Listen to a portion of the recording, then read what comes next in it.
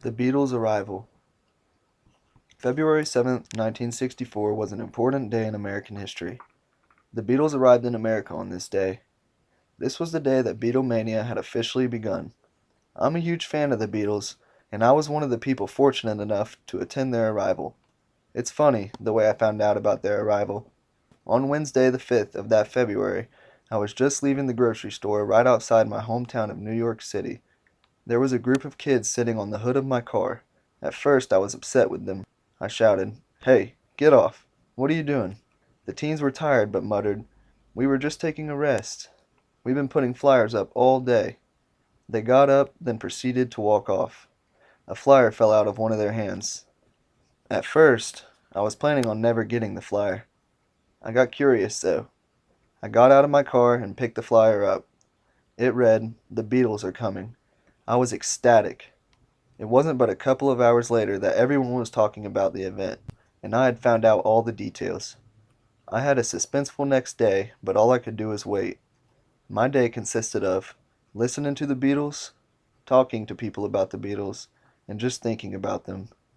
I went to bed as early as I could. I think it was around 9. I woke up early that Friday morning of their arrival and made it to the newly built JFK airport around 9. There were already millions of people there.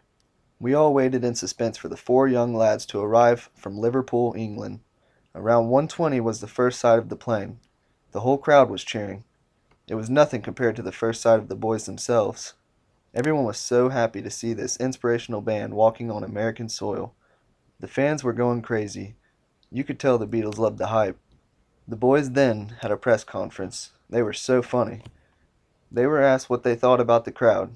They said they loved it. After the press conference, the Beatles were asked to say their names in order in which they were standing at the microphones, as their individual names were still largely unknown to the American press. After the conference, the boys got into their limo and proceeded to the Plaza Hotel in Manhattan. Supposedly, people were following them there, and people were visiting them all night, but I had already had enough. I went home that day with a smile on my face. I knew I had just witnessed something incredible. It wasn't but 2 nights later when the Beatles were aired on the Ed Sullivan Show. Now, nearly all of America had been able to see these boys. America really needed this great moment. We had just experienced the assassination of John F. Kennedy about 2 months earlier. The Beatles brought back the life of many. I hadn't seen everyone this happy in a while.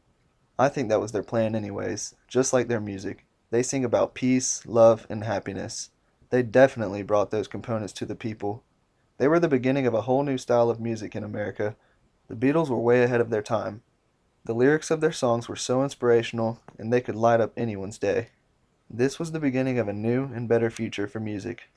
History was made when the Beatles arrived in America. If it wasn't for them, America would have been depressed for a while.